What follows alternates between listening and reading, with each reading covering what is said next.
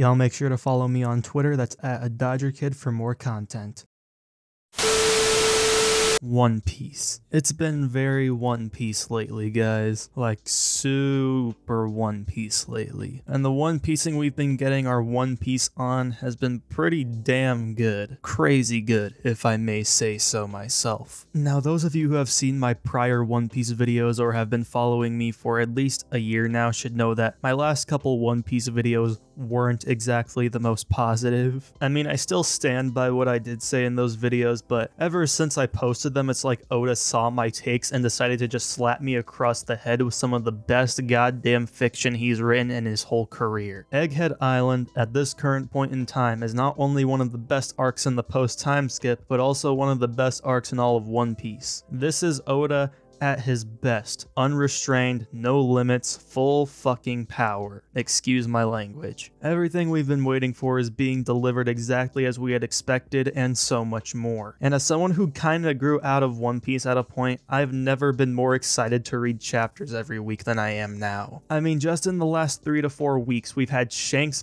bitching Kid, Law losing to Blackbeard and losing his shipping crew, Garp coming to Pirate Island and fighting Aokiji, and a backstory on how Aokiji joined the Blackbeard Pirates. There has never, not once in the entirety of One Piece, been this many back-to-back chapters that just so casually drop the most insane things possible onto our heads like it's nothing. Egghead has just been a whole blast. In all honesty, calling this the Egghead Island arc quote-unquote feels a little disingenuous because it's really not that. I know every island the Straw Hats go to is the name of each arc, but let's be real here, at least 1/3 of this arc doesn't even take place anywhere near Egghead. And the stuff outside of Egghead has been the best stuff within the arc. And that's not to say that the Egghead content itself is bad or less interesting, because it definitely isn't. Though it is kind of safe to say that Egghead itself is kind of a crutch to give the Straw Hats something to do while all this crazy stuff outside of them is going on. Egghead is still full of cool things. We're getting info on Bonnie and Kuma, who are currently some of the most interesting characters we've seen in the story, and I want to see more of them. I hope we do cut back to Bonnie soon, because I want her character to get as much screen time as possible to develop her more emotional side. It started so well, and I hope it's continued soon. I think there is a reason why we haven't cut back to it yet, because right now the only thing this arc is really missing is that emotional undertone that makes it stick with you.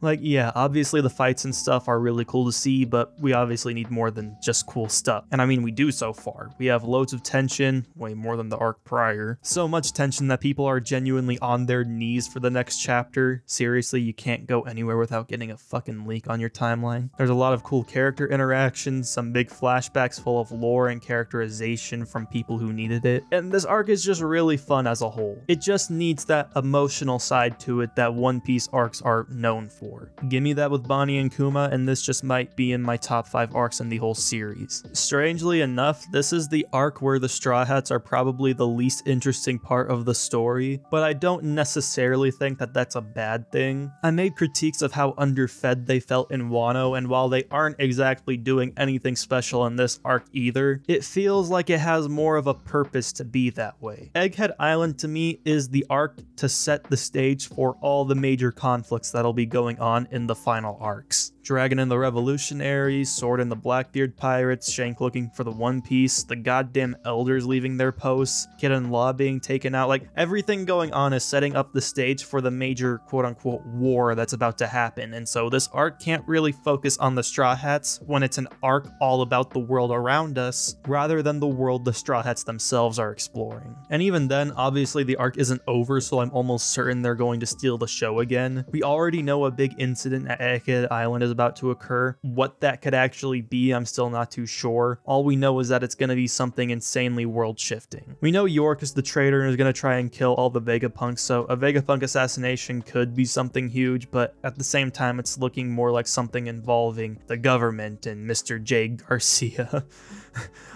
I'm sorry, I just love that name so much. Kizaru and the Blackbeard Pirates are on their way too, so in all honesty, if something bad were to happen to someone insanely important to the government at the hands of Blackbeard's crew, I'm just saying that would shake the whole world quite a lot. But I don't really think that's what's gonna happen either. I'll say it later. Another interesting point of conversation is what exactly Law and Kid's purpose in the story is gonna be now that they've both been defeated by the Yonko. I think for Law, it's easier to pinpoint what purpose purpose he may serve because the immortality surgery has been mentioned in his defeat, and I can almost guarantee you that Blackbeard isn't gonna let a fruit or opportunity like that just go away. And since Law's crew is gone and I don't see him doing Straw Hat alliances anymore anytime soon, I'm just gonna say that Law might not exactly have the happiest ending. And you may think that's bad for his character, and that could be true, but it really just depends on how it's executed and if Oda really does want to do that, because he has been way more unpredictable than ever before with these recent chapters. As for Kid, I don't know, reality check I guess. I mean, I wouldn't be mad if Kid just doesn't have much of a stake in the plot again after this. I mean, it wouldn't exactly be the best choice in terms of writing about his character, but at the same time, he already wasn't a good character, so oh well, you win some, you lose some. You can probably guess that I was a big fan of this chapter. It's very clearly a reality check for Kid and Law to be humbled like this, because another purpose their defeats may serve is that they are not truly in the tier that they believed themselves to be in. And I've seen some people online say the same thing is going to happen to Luffy soon, but I don't agree with that at all. I feel like this arc is setting up who the true competitors for the One Piece are, and that's the current Yonko. Yes, even Buggy. We've seen two of them already take out two of the worst generation, we've seen the cross-guild bounty system is already leaving a big effect on the Marines, and I'm very certain right now that the Straw Hats are not going to be leaving this island with a loss. I just can't see that happening now. Law and Kid's rivalry with Luffy seems to be left behind in Wano in this arc, and I think this arc is gonna set that in stone. We've seen from the fact that Luffy got the Emperor status and they didn't, and the fact that Law and Kid needed to team up to fight a Yonko while Luffy went head on alone against one, that Luffy is just far ahead of them. He's leaving them in the dust, and he has much bigger fish to fry now.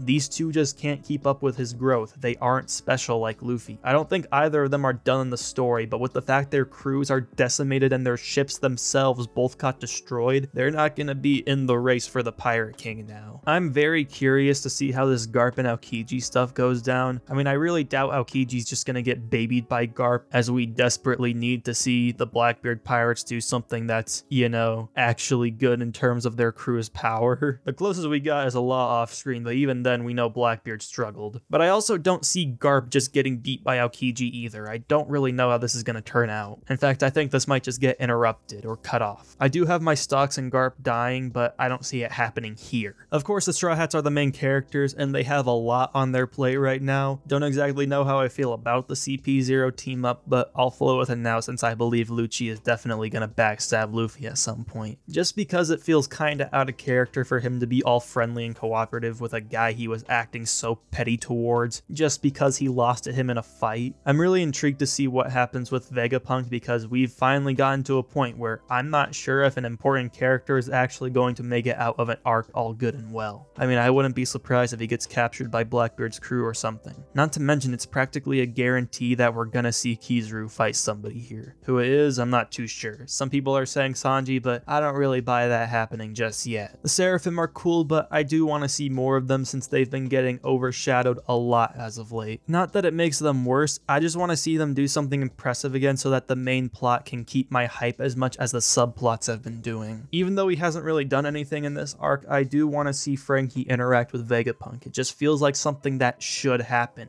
and so any interaction will be good for me. Vegapunk so far has intrigued me so much, and he's already becoming one of the most fascinating characters in the whole story. He feels like a perfect example of how Oda both designs and writes his characters, and so he's just very interesting. Other predictions I have, Bonnie and Vegapunk leave with the Straw Hats, Garp and Kobe escape but the rest of their friends are captured or killed, the revolutionaries make a move against the government by the end of the arc, Kuma's memories and Vegapunk's studies are made public to the world, thus antagonizing the world government and causing a huge uproar, which is what I think the Egghead incident will be. It'll be a big setup for their great cleansing and also truly set them up as the big antagonistic force of the final saga. At least that's my prediction. Could be wrong, could be right, who knows. I love this arc, I love One Piece, and I can't wait to see how the rest of the year plays out. And with all that being said, I'll see you guys next time. Bye bye.